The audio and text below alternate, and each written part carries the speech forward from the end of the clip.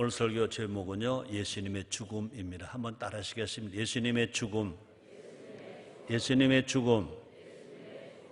오늘은 교회 절기로 2014년 사순절 6번째 주일이고요. 또 종려 주일입니다. 또 내일부터 토요일까지는 고난 주간입니다. 사순절 기간 동안에 어느 때보다 우리는 예수님을 많이 생각했습니다. 예수님은 하나님이시다. 예수님은 하나님 아들이시다. 예수님은 하나님의 효자시다. 또 예수님은 우리의 구세주이시다. 예수님은 우리의 왕이시다. 또 예수님은 우리의 신랑이시다. 또 예수님은 평화이시고 예수님은 화해이시고 예수님은 나눔이시다 라고 시간마다 하나님 말씀 은혜를 받았습니다. 오늘은 이 종려 주일을 맞이해서 예수님의 죽음이라는 제목을 함께 은혜를 나누기로 합니다. 예수님은 앞에서 말한 것처럼 하나님이십니다.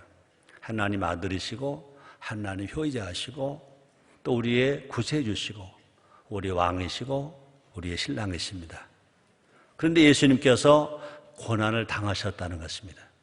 아무 죄도 없는 예수님이 죽임까지 당하는 고난을 당하셨습니다.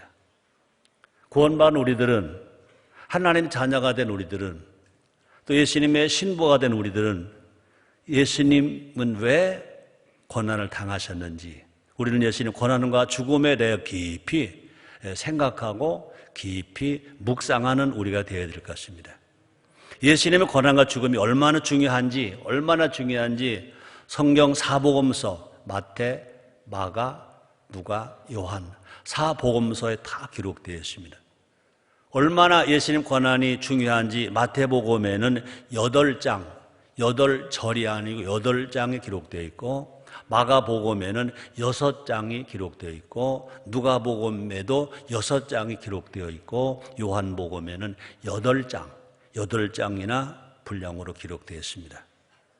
또 사도 바울은요, 예수님의 고난과 죽음이 얼마나 중요한지 그의 목회 일체를 그곳에 집중했다고 말하고 있습니다. 고린도전서 2장 2절에 보니까 이렇게 기록되어 있습니다. 내가 너희 중에서 예수 그리스도와 그의 십자가에 못 박히신 것 외에는 아무것도 알지 아니하기로 작정하였음이라 그랬습니다. 마찬가지입니다. 예수님의 고난과 또 예수님의 죽음과 예수님의 십자가 사건을 바로 알아야 된다는 것입니다. 그럴 때 우리의 신앙은 흔들리지 않는다는 것입니다. 다시 말합니다. 우리도 사도 바울처럼 십자가로만 나의 자랑을 삼아 우리가 신앙생활할 때 그 신앙은 흔들리지 않는 신앙이고 이단에 빠지지 않는 신앙이고 하나님으로부터 사랑받는 신앙입니다.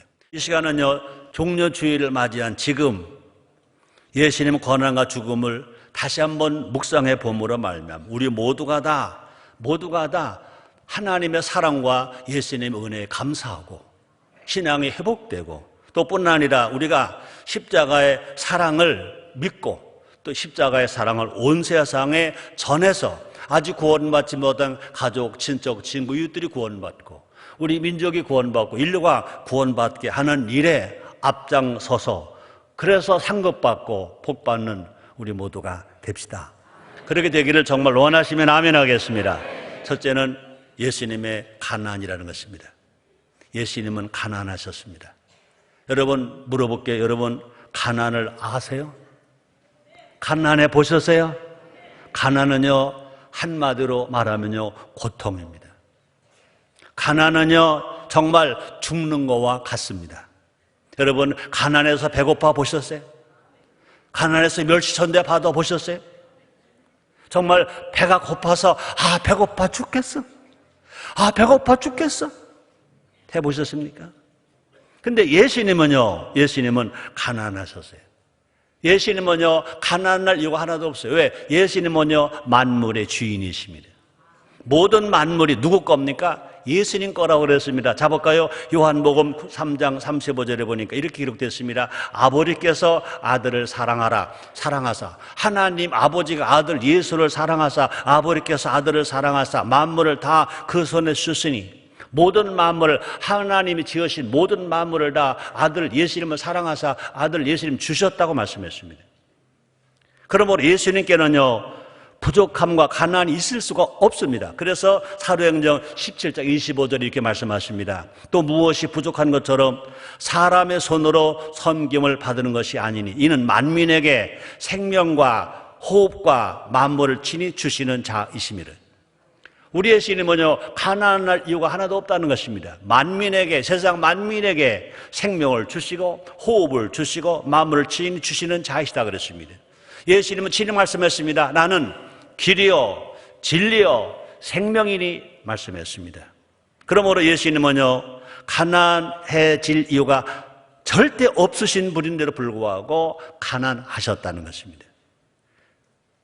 천국 보좌에 계셔야 할 예수님이 이 땅에 마구간에 오셨습니다. 이 땅에 오실 때요, 태어나실 곳이 없어서, 사관이 없어서 마구간에 태어나셨습니다. 누워 계실 침대가 없으셔서, 누워 계실 곳이 없으셔서 말이 밥 먹는 말 구유, 빈 구유에 예수님이 누워 계셨다고 그랬습니다. 만물의 주께서 편히 쉴 방 한 칸이 없었다고 그랬습니다.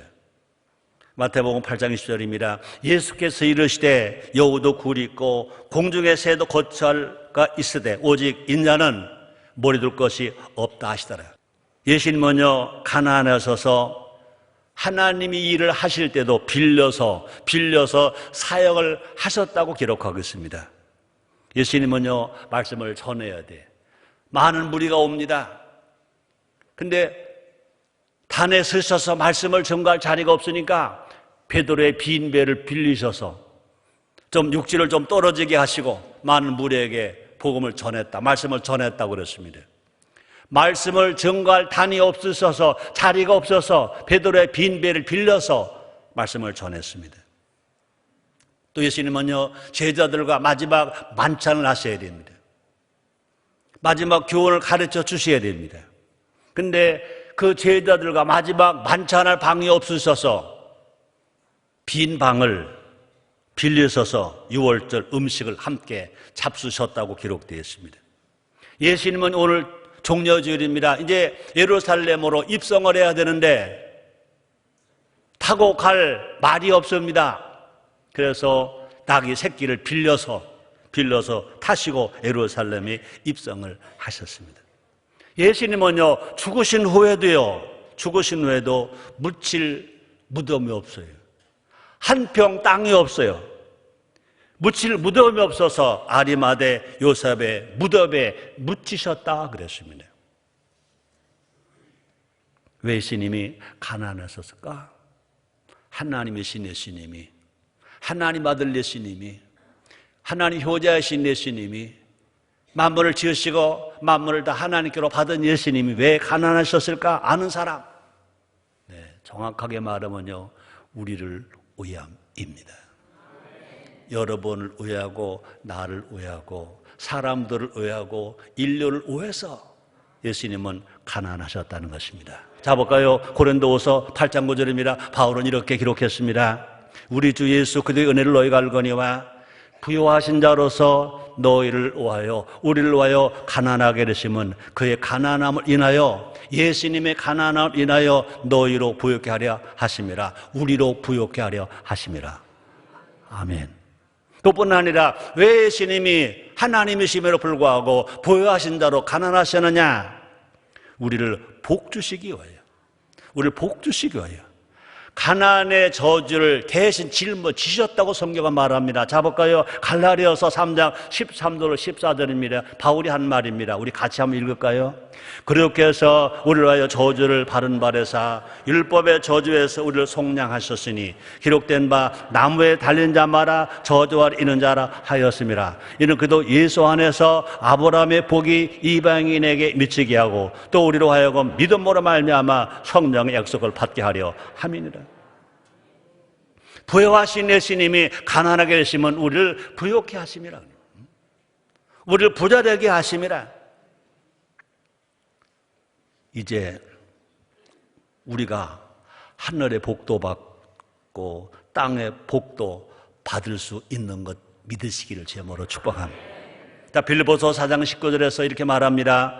나의 하나님이 그들 예수 안에서 영광 가운데 그 풍성한 대로 너희 모든 쓸 것을 채우시리라.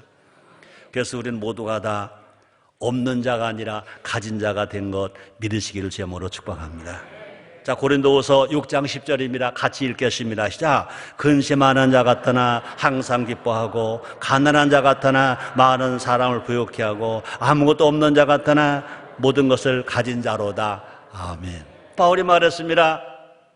데살로니가서 5장 16절, 17절, 18절입니다. 항상 기뻐하라, 쉬지 말고 기도하라, 범사에 감사하라. 이런 그리스도 안에서 너희를 향하신 하나님의 뜻이라 그랬습니다.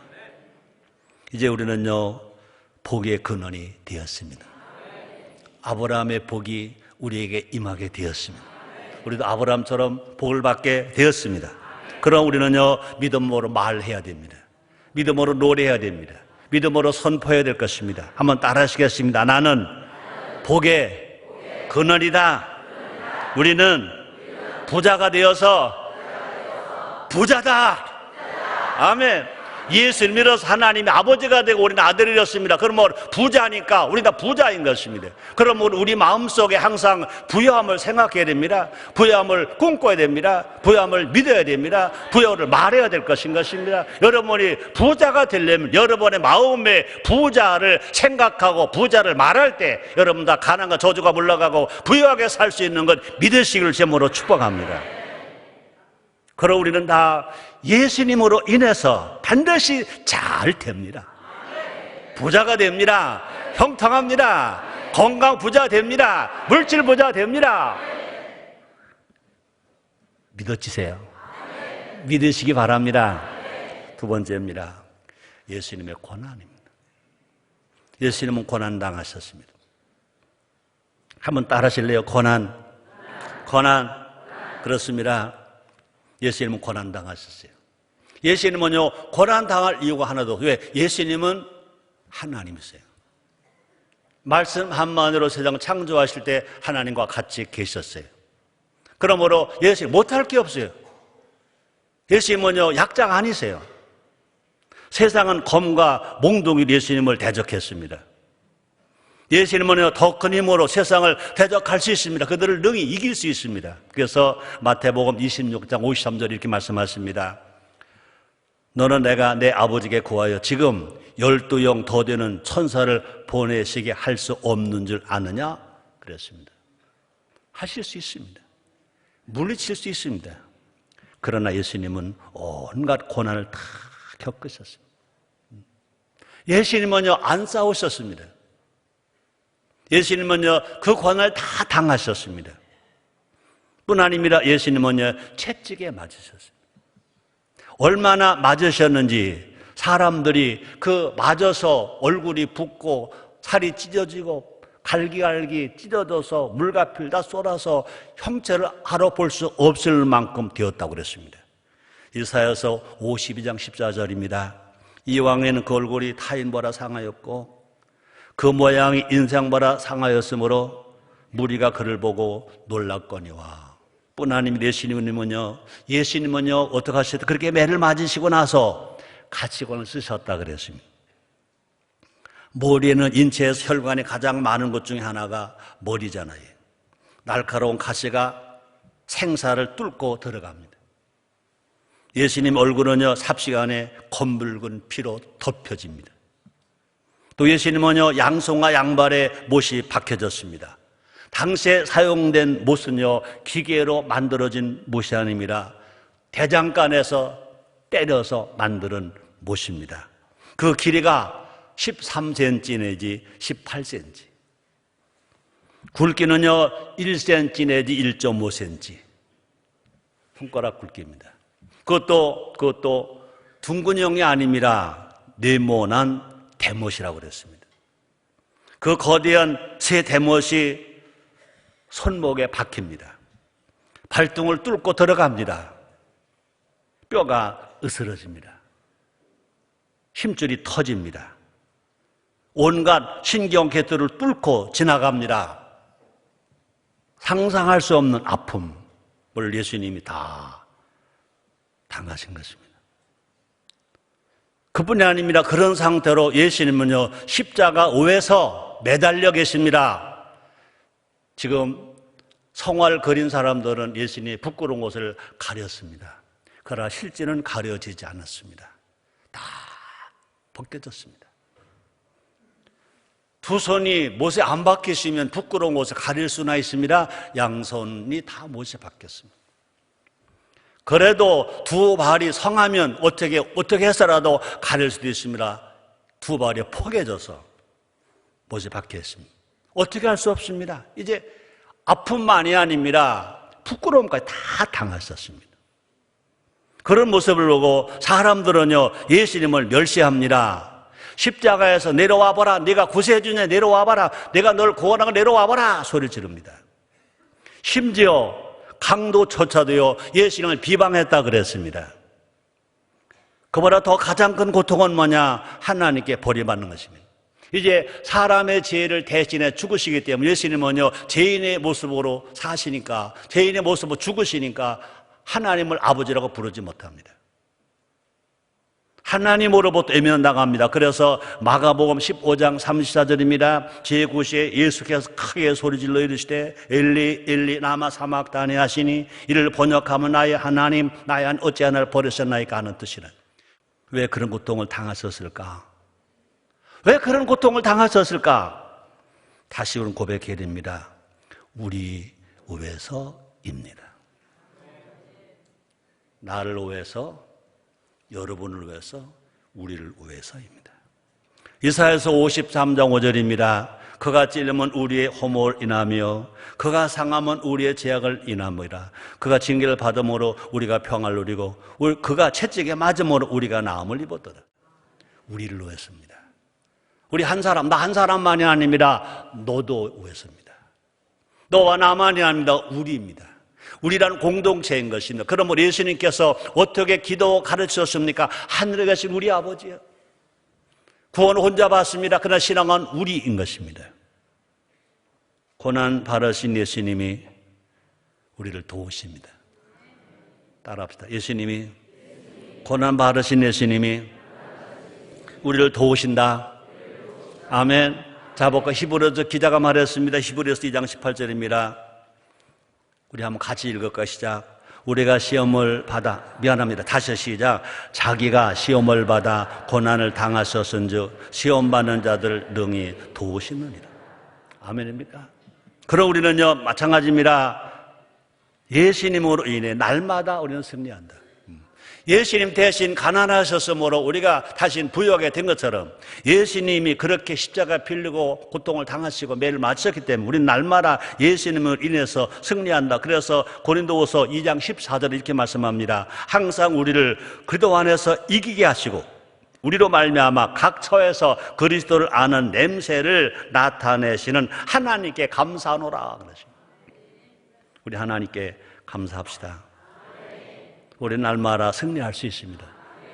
그래서 복음성가 가사처럼 승리는 내 것일세, 승리는 내 것일세. 세 번째입니다. 예수님의 죽음. 한번 따라 하시겠습니다. 예수님의 죽음. 예수님의 죽음. 예수님은 참 하나님이시잖아요. 그런데 예수님이 죽으셨습니다. 참 하나님이신 예수님 죽으셨습니다. 그것도요, 어디에서 죽으셨습니까? 십자가 위에서 죽으셨습니다. 예수님은 태어나실 때가 없어서 마구간에 태어나셨습니다. 누워 계실 때가 없어서 말구에 누워 계셨습니다. 예수님 마지막 죽으실 때 어디서 죽으셨느냐? 십자가 위에서 죽으셨습니다. 그렇게 매 맞으신 예수님이, 가시관 쓰신 예수님이 양손과 양발에 못을 박히시고 십자가 위에서 죽으셨습니다. 얼마나 고통스러운 죽음의 현장입니까? 우리는요, 아무리 못 살아도 죽을 때는 누워서 죽습니다.